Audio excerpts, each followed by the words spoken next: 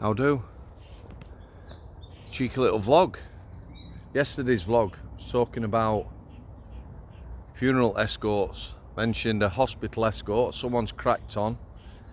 Why was there 8 staff in full PPE, personal protective equipment or riot gear on one guy at outside hospital? On the way up here, I knew his name. He's gone. He's no longer with us. He died outside of prison. So this lad in prison. Yeah, we're not knocking the dead. I'm telling you about what this lad, who he was, what he was about in prison. Initially, I believe his crime weren't that bad. The lad were one of those who comes into prison and forges a career out of prison.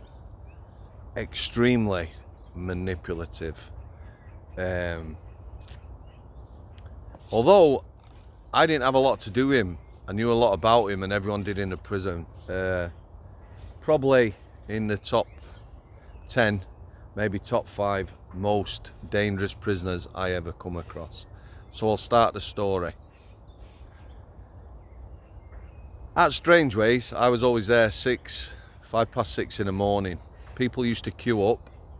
6:30, you'd be allowed in. Some of the nursing staff went in, some of the dog handlers, and other people were relieving the night staff. Not like that. Going on a wing and letting them go home. Cheeky. Come on. Less of the mucky thoughts. So I'm queuing at the gate. I was conscientious. I was always there on time. Started letting people in. The gate SO. 2 types of managers in the prison. Good managers and not so good. He was a not so good. Yeah, the good managers, you know, they could get people to do things because they were good managers and people liked him and they were trustworthy and honest. This guy was a bit of a Jobsworth. Half a dozen, 7 or 8 people maybe have walked in. As I'm walking in, oi! Yeah, that's how he addressed me, oi. Not a good start, is it? So I turned round and he went like that. Again, not another good start. You know, what is it, Karate Kid type thing? Went up, yeah. You are going on a bed watch. He's telling me now. So he hasn't particularly addressed me in a good way. He's give it the old Karate Kid. Now he's telling me I'm going on a bed watch. I said, why am I going on a bed watch? He says, I'm telling you. I said, what about the 6 to 8 lads and lasses who've just gone in? Why don't you pick one? I'm telling you. So straight away, guess what?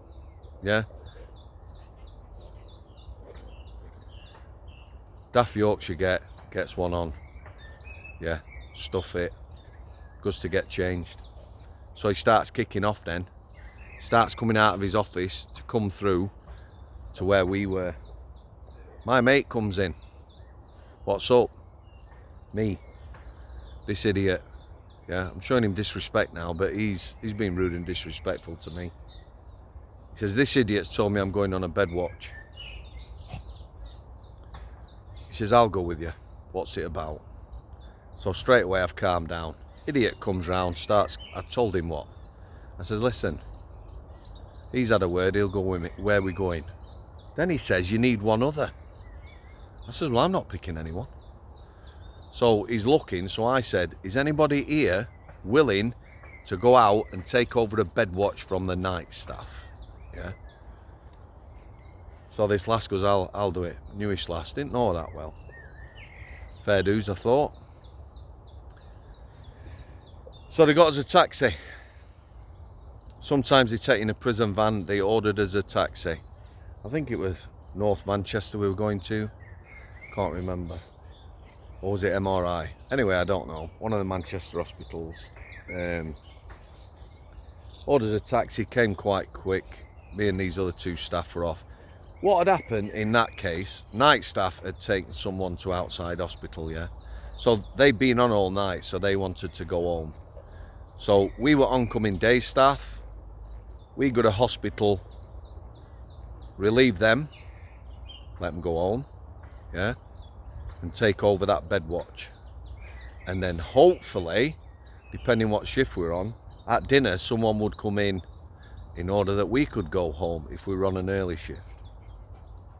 Okay, fair dues, I thought. Gets to hospital. The SO who was in charge, IC of the Escort, approached me. He's got full riot gear on. He's obviously not got his helmet on. He's taking his belt off, so he's sort of, you know, in a relaxed position.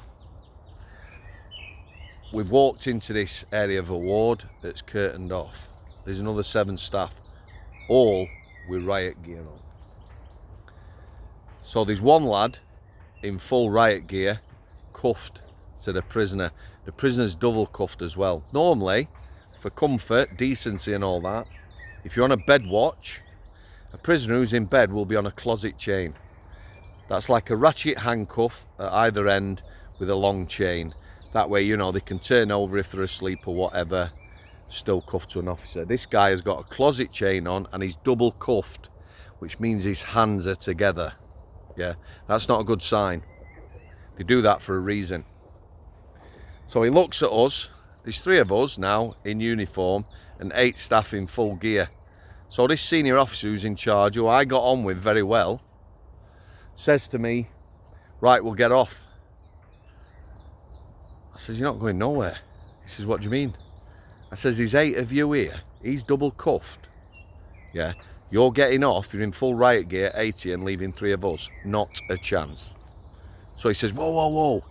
Now they all start getting a bit arsed. We've been here all night. I said, I'm not bothered. We're not taking all. This lass says, I'll go. I says, no, you won't, love. You stay there.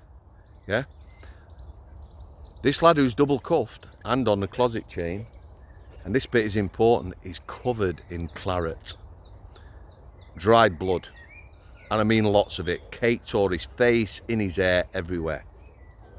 So let me tell you about this lad. He is a prolific self-harmer. Yeah, to the extreme. Open wounds. He'd had scans before. Where the sun don't shine, your backside, he used to secrete glass. He would have a piece of glass up there. Yeah, not a tiny piece of glass, a big piece of glass, a weapon. Yeah, you're hearing me right now when I'm telling you this. So bear in mind, there's 3 of us. No riot gear. 8 of them, he's covered in claret. You're not going nowhere. The other thing, he used to have a wound on his thigh, top of his inside thigh. Medical staff, don't be jumping all over me. Femoral artery. Yeah, your thigh bone, I believe, is your femur. Running down the inside of it is your femoral artery. Your artery. Try saying that after a few beers. Anyway, here we go again. Let's not lose track, Sandball. And there was an open wound there. Femoral artery. Yeah. You cut that, nick it, you're going to bleed out very quickly. So we've got a bit of a Mexican standoff now. There's 3 of us. I'm not letting either of the other staff, and I'm certainly not, let these people go home. I'm getting cuffed to this guy. So the SO now, he's a reasonable guy, and I get on well with him. Says, okay, what do you want to do? I says, well, what's the situation? So he says he's going to refuse treatment and kicked off on nights. Now, I'll tell you about this lad, yeah? He'd wait till these had gone, these 8, and there were 3 of us, and he would kick off again. Very dangerous. Pieces of glass. He used to have a piece of glass inserted in the wound on the inside of his thigh, yeah? He'd had scans, they'd seen it. The doctors couldn't believe it. Piece of glass where the sun don't shine, and a piece inserted in a wound at the top of his leg. Here's another thing about this guy, medical inconfidence. But everyone knew. Medical inconfidence, again, medical staff, don't jump all over me. You know, it's patient confidentiality. Nurses aren't supposed to tell anyone anything about prisoners. However, everyone knew this guy. He got AIDS and I believe hepatitis C, and he used to weaponize it. Yeah, that's another reason these guys were in full kit. Yeah, helmets, shields at some point, because he would open his wound and he would throw spit. Yeah, do whatever he could with his blood products. He weaponized them. And he got AIDS, HIV positive he was, and he had hepatitis C. Nasty. You know, he had no thoughts. He would do that. So he had weapons on him, and his behaviour was extreme. Okay, so we're going nowhere. So the guy now is being reasonable with me. The doctor was due round. This is now heading on towards R8. Now, I am not unsympathetic. These people have been on night shift. By now, they'd be at home in bed or having a breakfast, a glass of wine or whatever they did when they got home. The doctor come round. So this lad refuses treatment. Yeah? He refused to sign the paperwork. The doctor says, I need you to sign. Refused to sign. Yeah? But he refused treatment. So the doctor says, if you guys are happy for him to go back to the prison, the fact that he's not signing this, I'm happy. You've witnessed it, away you go. And that's what happened. Yeah. Ordered a vehicle. Vehicle come. The staff in PPE, yeah, the riot gear, took this lad back to the prison. Like I said, that was a late get off for them on nights. I'm not unsympathetic, but you can see the situation. So thanks whoever asked the question. The reason there was 8 staff in full PPE, riot gear, this lad was dangerous. And I have to mention as well, he had assaulted staff badly in the past, and he had slashed more than one prisoner. Definitely in top 10, probably in top 5 most dangerous people I've ever come across. And he had no concern for anyone else. Okay guys, thanks for that. Thanks for all the kind comments. I am working on the channel as we speak. Hopefully in the next 2 weeks it'll be all boxed off. All the thumbnails will be sorted, all the titles and descriptions will be sorted. You know, you'll be able to follow the channel. I'm going to number all the vlogs 1 to whatever. So if you want to start at the beginning, you can watch 1, 2, etc. Get it nice and organised. Cheers, much appreciated. Your support's appreciated. Thanks for coming. Parting shot as always. Just to remind you, the email to contact me is realporridge@outlook.com. Stephen, smile for the camera, bro. Yes, good lad. Are we off? Outwood Park, lads and lasses, Al City.